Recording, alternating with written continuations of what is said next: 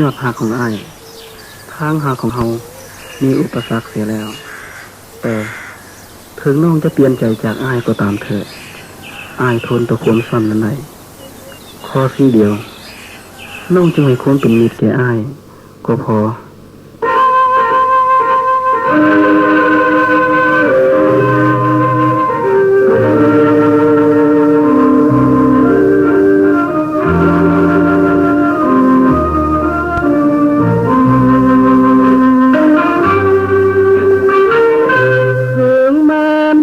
หักก็อย่าเกียดกั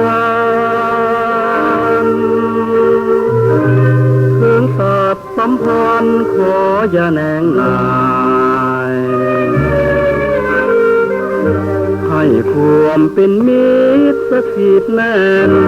ให้ความลึงแก่นต่อกันไว้เพราะยังได้อยู่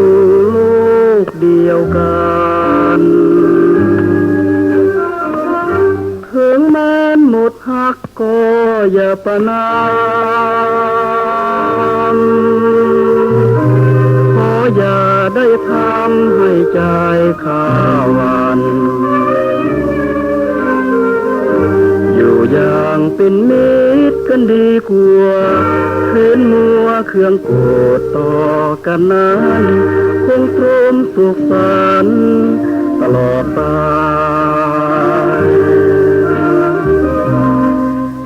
บางทีวันหนึ่งเข้าใจกัน